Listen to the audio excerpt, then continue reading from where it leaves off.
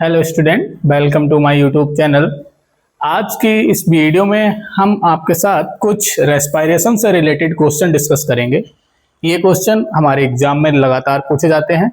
Basic से start करेंगे, फिर इसके बाद नेक्स्ट वीडियो जो इसका नेक्स्ट पार्ट आएगा उसमें थोड़ा हम मॉडरेट फिर एडवांस क्वेश्चन पर चलेंगे। तो धीरे धीरे हम बेसिक से स्टार्ट करेंगे सेलुलर रेस्पिरेशन और फिर उसके बाद आगे तक पहुंचेंगे। और ये क्वेश्चन हमारे पीजीटी, टीजीटी, एलटी ग्रेड के लिए बहुत ज्यादा इंपॉर्टेंट है, तो हमारे साथ बने रहिए और हम क्वेश्चन देखते रहेंगे। जैसे कि पहला क्वेश्चन है, व्हाट इज सेलुलर रेस्पिरेशन। तो रेस्पिरेशन जब तुम वर्ड सुनते हो तो तुम्हें पता होना चाहिए, रेस्पिरेशन जब हम पढ़ते हैं तो दो तरह से पढ़ते हैं। एक एक्सटर्नल रेस्पिरेशन होता है और एक जो होता है वो इंटरनल रेस्पिरेशन होता है। ठीक है, इंटरनल रेस्पिरेशन को ही हम क्या कहते हैं, सेलुलर रेस्पिरेशन, जहां पर क्या होता है, कार्बोहाइड्रेट का ब्रेकडाउन होता है। कार्बोहाइड्रेट हो गया या फैट हो गया, इन सारी चीजों का क्या हो रहा है, वहां पर ब्रेकडाउन हो रहा है और उनका ब्रेकडाउन होने से हमें क्या मिल रही है, एनर्जी मिल रही है। एनर्जी किस फॉर्म में मिलती है, हमें एटीपी के फॉर्म में मिलती है। ठीक है, तो यहां पर पूछा है what is the cellular respiration. जैसे कि फर्स्ट ऑप्शन दिया है, process of making food. Food making की प्रोसेस कहलाती है फोटोसिंथेसिस। क्या कहलाती है, photosynthesis in case of plant. Plant के केस में जब कोई फूड की सिंथेसिस होती है तो वो किसके द्वारा होती है, फोटोसिंथेसिस के द्वारा होती है। तो अगर आप जाओगे तो यहां पर देखोगे, जब हम बात करते हैं मेटाबॉलिज्म की, तो मेटाबॉलिज्म दो टाइप की होती है। मेटाबॉलिज्म दो टाइप की होती है, एक होती है कैटाबॉलिक रिएक्शन और एक होती है एनाबॉलिक रिएक्शन। कैटाबॉलिक रिएक्शन में क्या होता है, जहां पर बड़े पार्टिकल्स छोटे पार्टिकल्स में टूटते हैं तो उसे हम कैटाबॉलिज्म कहते हैं। जैसे फॉर एग्जांपल रेस्पिरेशन में ग्लूकोज का ब्रेकडाउन होगा, किसका, ग्लूकोज का ब्रेकडाउन होगा किसमें, CO2 प्लस H2O प्लस क्या मिलेगी, ATP मिलेगी हमें। ठीक है, तो यहां हमें एनर्जी मिलती है कैटाबॉलिक रिएक्शन में। लेकिन एनाबॉलिक रिएक्शन में क्या होती है, सिंथेसिस होती है, छोटे छोटे कंपाउंड आपस में जुड़ते हैं और क्या बनाते हैं, बड़ा कंपाउंड बनाते हैं। जैसे फॉर एग्जांपल फोटोसिंथेसिस। फोटोसिंथेसिस में क्या होता है, CO2 प्लस H2O बनाता क्या है, कार्बोहाइड्रेट बनाता है। ठीक है, यहाँ पे 6 CO2 6 H2O होंगे। ठीक, तो ये क्या कहलाती है, फूड मेकिंग प्रोसेस कहलाती है। ठीक है, इसके बाद हम बात करेंगे breakdown of glucose for energy. तो इसका राइट आंसर हमारा बी हो जाएगा, क्योंकि रेस्पिरेशन में क्या होता है, हम ग्लूकोज का ब्रेकडाउन करते हैं जिससे हमें क्या मिलती है, एनर्जी मिलती है। अब यहाँ पे बोला एब्जॉर्प्शन ऑफ वाटर। वाटर के एब्जॉर्प्शन को क्या कहते हैं हम, ट्रांसपोर्टेशन कहते हैं। सेल डिवीजन इसका कोई यहाँ पे मतलब नहीं है, तो राइट आंसर इसका हो जाएगा बी ऑप्शन। ठीक है, इसके बाद हम बात करेंगे नेक्स्ट क्वेश्चन की। नेक्स्ट क्वेश्चन क्या है, what are the main stage of cellular respiration. Cellular respiration की मेन स्टेज क्या है। आपने जैसे कि पढ़ा होगा कि जब रेस्पिरेशन होता है तो रेस्पिरेशन जब किसी सेल में होता है तो एक सेल के अंदर क्या होता है, न्यूक्लियस होता है और न्यूक्लियस के बाहर क्या प्रेजेंट होती है, ये माइटोकॉन्ड्रिया प्रेजेंट होती है। तो जो तीन स्टेज होती है, एक होती है ग्लाइकोलिसिस। ग्लाइकोलाइसिस में क्या होता है, ग्लूकोज का ब्रेकडाउन होता है जिसका इंड प्रोडक्ट क्या बनता है, पायरुवेट बनता है। इंड प्रोडक्ट क्या बनेगा, पायरुवेट बनेगा। और ये पायरुवेट जब जाता है कहां, माइटोकॉन्ड्रिया के मैट्रिक्स में, तो ये कन्वर्ट होता है एसिटल कोएंजाइम में, और एसिटल कोएंजाइम ए किसमें जाता है, मैट्रिक्स में जाता है क्रेब्स साइकिल में। और क्रेब्स साइकिल में जाता है तो ये वहां पर NADH बनाता है और ये NADH ऑक्सीडेटिव फास्फोराइलेशन में जाता है due to the ETS, electron transport chain. तो पूछा कि what is the main stage of cellular respiration. तो सेलुलर रेस्पिरेशन की तीन हैं स्टेजेस, एक ग्लाइकोलाइसिस मेन जो है, और दूसरी है क्रेब्स साइकिल, और तीसरी जो है वो क्या है, ऑक्सीडेटिव फास्फोराइलेशन, और या बोले तो इसे electron transport chain, ETC, electron transport chain. ठीक है, तो ये तीन चीजें हैं। जबकि ग्लाइकोलिसिस जो होती है वो साइटोसोल में होती है, साइटोसोल में होती है, या बुक्स में लिखा होता है साइटोप्लाज्म में होती है। सबसे ज्यादा एप्रोप्रिएट वर्ड जो है वो है साइटोसोल, क्योंकि साइटोप्लाज्म में ऑर्गेनल शामिल हो जाते हैं, तो साइटोसोल ज्यादा अच्छा आंसर रहता है। तो राइट आंसर यहां पर इसके अकॉर्डिंग क्या हो जाएगा, बी आंसर हो जाएगा, glycolysis, Krebs cycle and ETS। ठीक है, आगे हम जब बात करते हैं नेक्स्ट क्वेश्चन की, क्वेश्चन नंबर 3 पूछ रहा है, वेयर डज ग्लाइकोलिसिस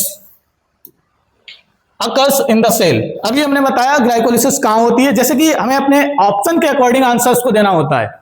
यहां पर जैसे मैंने बताया ज्यादा अच्छा आंसर क्या होता है, साइटोसोल देना।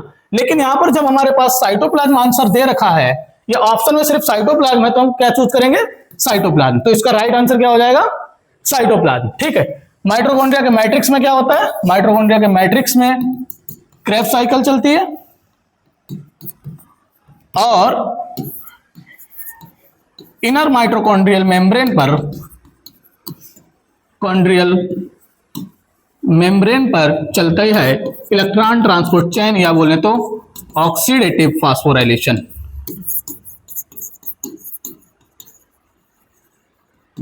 ठीक है। नेक्स्ट, अगर यहां पर देखें तो राइबोसोम से हमारी प्रोटीन सिंथेसिस होती है, यहां पर प्रोटीन की सिंथेसिस होती है। ये याद रखना, हो सकता है क्वेश्चन में पूछ लिया जाए। ठीक है। अब हम बात करेंगे नेक्स्ट क्वेश्चन की। क्वेश्चन नंबर 4 पूछा है, what is the Krebs cycle. मैंने 3 स्टेज बताई मेन, एक ग्लाइकोलिसिस, एक क्रेब्स साइकिल, एक ऑक्सीडेटिव फास्फोराइलेशन। तो यहां पर पूछा what is the Krebs cycle. यहां पर बोला एनर्जी स्टोरेज प्रोसेस है, नहीं। Part of the respiration in mitochondria, अभी मैंने बताया कि माइटोकॉन्ड्रिया के मैट्रिक्स में होता है, तो क्या हो जाएगा right answer, part of the respiration in mitochondria. Mitochondria में रेस्पिरेशन का पार्ट होती है कौन, क्रेब्स साइकिल, जहां पर क्या बनती है, NADH बनता है और ATP बनता है और FADH बनता है। ये सारी चीजें हमारी क्रेब्स साइकिल में बनती हैं। और ये जो रिडक्शनल एनर्जी है, ये कहां जाती है, ये जाती है हमारी ऑक्सीडेटिव फास्फोराइलेशन में। ऑक्सीडेटिव फास्फोराइलेशन में FADH और NADH जाता है और फाइनली हमें क्या देता है, ATP। ठीक है। जहां तुमने पढ़ा होगा, जो NCERT बुक्स में लिखा होता है, NADH से हमें एक NADH से हमें 3 ATP मिलती है। लेकिन अगर कोई अभी रिसेंट बुक में डाटा में जाओगे तो वहां पर लिखा होता है 2.5 ATP मिलती है एक NADH से। एक FADH से हमें, अगर आप NCERT के अकॉर्डिंग जाओगे तो 2 ATP मिलती है। लेकिन अगर एडवांस अभी रिसेंट डाटा के अकॉर्डिंग जाओगे तो एक FADH से हमें 1.5 ATP मिलती है। ये सारी चीजें तुम ध्यान रखना, हो सकता है ये क्वेश्चन में पूछी जा सके। अब हम नेक्स्ट क्वेश्चन पे चलेंगे। नेक्स्ट क्वेश्चन कह रहा है, what happen during the electron transport chain. Electron transport chain के दौरान क्या होता है, बोला है ग्लूकोज इज फॉर्म, नहीं। अभी मैंने बताया कि जैसे मान लो ये माइटोकॉन्ड्रिया है, माइटोकॉन्ड्रिया की इनर मेम्ब्रेन है, ये मैट्रिक्स है। मैट्रिक्स में हमें क्रेब्स साइकिल से क्या मिला, NADH और FADH। इनर माइटोकॉन्ड्रियल मेम्ब्रेन पर प्रेजेंट होती है इलेक्ट्रॉन ट्रांसपोर्ट चेन, जिनमें 4 कॉम्प्लेक्स होते हैं, complex first, second, third, fourth. ठीक है। यहां पर FADH क्या होता है, का ऑक्सीडेशन होता है और प्रोटॉन कहां जाते हैं, इनर माइटोकॉन्ड्रियल स्पेस में जाते हैं। ये प्रोटॉन का ग्रेडियंट यहां पर आता है, कॉम्प्लेक्स 5 से अंदर आता है और क्या बनाता है, ATP बनाता है। अब हम यहां पे देख लेंगे कि what happened during the electron transport chain, glucose is formed, ये बात गलत है। ATP इज प्रोड्यूस्ड, ATP का फॉर्मेशन होता है, ATP का फॉर्मेशन होता है जब यहां पर oxidation. Oxygen is made, oxygen बनती है, नहीं, क्योंकि वहां पर जब प्रोटॉन अंदर आते हैं तो ऑक्सीजन यहां पर प्रेजेंट होती है और बनता क्या है, वाटर बनता है। तो ये ऑप्शन भी गलत हो जाएगा। वाटर इज ब्रेक डाउन, नहीं, वाटर तो वहां पर फॉर्मेशन होता है, तो राइट आंसर क्या होगा, बी, ATP का फॉर्मेशन होता है। ठीक है। नेक्स्ट क्वेश्चन पर जब हम पहुंचेंगे, क्वेश्चन नंबर 6 पे, what is the role of oxygen in cellular respiration. Cellular respiration में ऑक्सीजन का क्या रोल है। Oxygen act as a final electron acceptor.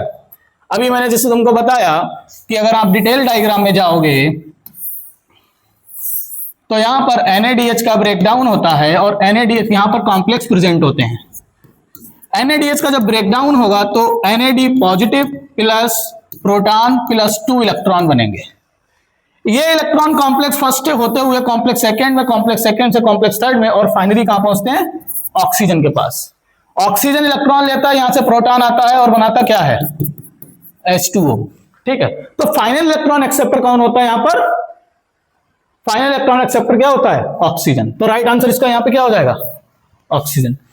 Glucose के ब्रेकडाउन में कहीं भी पढ़ लेना, ग्लाइकोलिसिस में कहीं भी ऑक्सीजन का यूज नहीं होता है, तो राइट गलत ये तो हो ही जाएगा।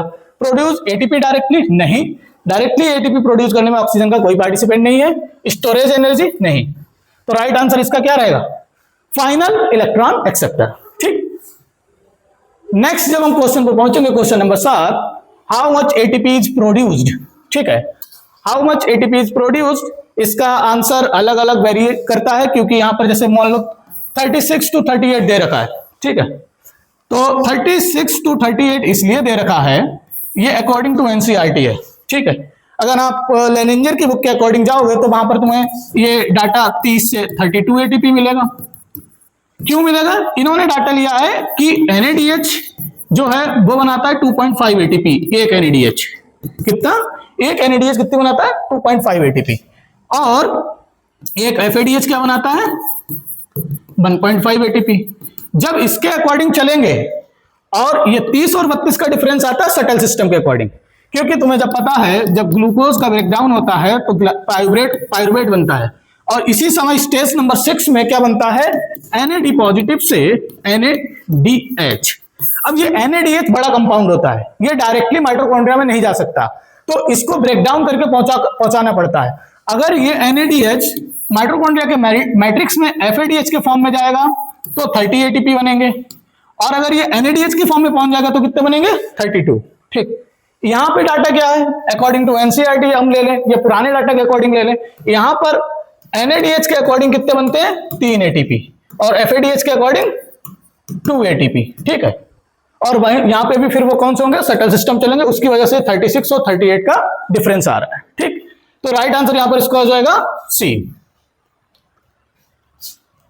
Question number 8, difference between aerobic and anaerobic respiration. ये तो बड़ा सिंपल आंसर है इसका, आप लोग भी बता सकते हो, कमेंट बॉक्स में लिख के बताएं कि इसका आंसर क्या होगा, मैं आप लोगों के ऊपर छोड़ रहा हूं, ये तो बहुत इजी आंसर है। नेक्स्ट क्वेश्चन पे हम लोग चल रहे हैं। Question number 9, end product of respiration. End product of respiration क्या होता है, जैसे अभी हमने तुम्हें बताया कि जब ग्लूकोज का ब्रेकडाउन होगा in the presence of oxygen तो क्या बनेगा, CO2 plus H2O plus ATP। तो इंड प्रोडक्ट क्या है, CO2 plus H2O plus ATP। तो राइट आंसर क्या हो जाएगा इसका, CO2 plus H2O plus ATP, ठीक है। लास्ट क्वेश्चन है हमारा यहाँ पे, Why is respiration important? Respiration क्यों इंपॉर्टेंट है? ग्रोथ, ओनली ग्रोथ के लिए, ओनली ग्रोथ के लिए तो नहीं, सबसे प्राइमरी जो फंक्शन उसका क्या है, एनर्जी प्रोडक्शन करना। क्या, एनर्जी प्रोडक्शन करना। जब एनर्जी प्रोड्यूस करेगा तो ग्रोथ होगी, ग्रोथ के लिए जो रिस्पॉन्सिबल चीजें होंगी, मूवमेंट में पार्टिसिपेट करेगा, रिप्रोडक्शन में। तो मेन काम क्या है इसका, एनर्जी प्रोड्यूस करना। तो ये यहां पर राइट आंसर है। यहां पर आज मैंने बेसिक क्वेश्चन डिस्कस किए, नेक्स्ट वीडियो में आपके साथ में थोड़े एडवांस और मॉडरेट क्वेश्चन लाऊंगा। Thank you student.